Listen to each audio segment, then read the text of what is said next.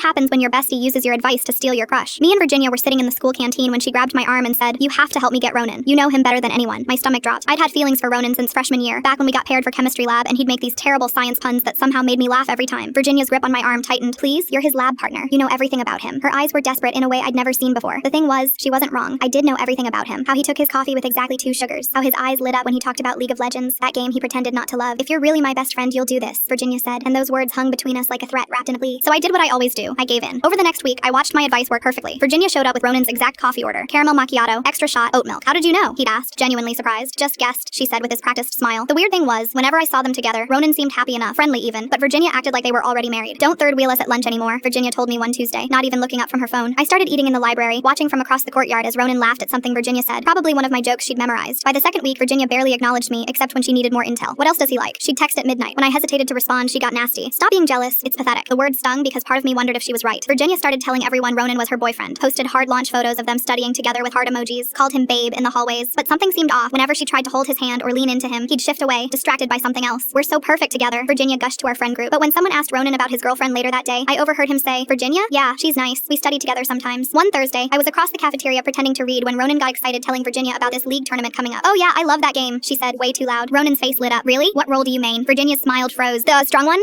Ronan looked confused, but kept trying. "Want to play duo queue sometime? I could teach you the basics." "I'm actually super busy," Virginia said quickly. "Maybe another time." Ronan nodded, but I saw the disappointment flash across his face. That afternoon, I was in the library on my laptop watching a league stream when Ronan walked in. His face changed completely when he saw what was on my screen. "No way, you play League?" I pulled up my match history to show him this jungler route I'd been perfecting. Ronan's eyes went wide. "Wait, this exact build? Virginia sent me a screenshot of her games yesterday. This is literally the same." He looked at my username, then at his phone, comparing the builds side by side. "But this is your account." Before I could explain, Virginia walked in, saw us with my laptop open to the game, and her voice turned sharp. "Why are you bothering my boyfriend with that nerd stuff?" Ronan looked between us, the pieces clicking together. "But you said you loved this game?" Virginia's face reddened. "I mean, I do, but it's kind of embarrassing in public." But Ronan wasn't looking at her anymore. He was looking at me with this expression I couldn't read. "Why would you do that? Why would you help her be someone else? She's my best friend," I said quietly. "She really liked you. So you taught her how to be someone I'd like?" "I left them to deal with their trouble in paradise alone." And the next day, Ronan found me alone in the chemistry lab. "I need to understand something," he started. "Virginia keeps telling everyone I'm her boyfriend. We've been dating for 3 weeks apparently." I turned to face him, confused. "Yeah, you guys are together. The whole school knows." Ronan ran his hand through his hair, a gesture I knew meant he was frustrated. "Dating? I thought we were just hanging out as friends. Study groups, coffee runs." He sat on the lab stool across from me. "I never asked her out, never even considered it. But all those dates," I mumbled. "What dates? You mean when she'd show up places I mentioned I'd be?" Ronan laughed, but it wasn't happy. "I literally told my mom yesterday that Virginia was this friendly girl from school who kept showing up everywhere." My mind was spinning. "She's been telling everyone." "I know. I found out when 3 different people congratulated me this morning." He moved closer. "Want to know something? The only reason I kept hanging out with her was because she said you'd be there. You never were." The room felt too small suddenly. "What do you mean?" "I mean," Ronan said, taking a breath, "I've been trying to get close to you since last semester. Remember when you explained the game to that confused freshman? I couldn't stop thinking about it. About you." Ronan stood up, pacing now. "Every real conversation I thought I was having, every moment that felt genuine, that was you. It was always you."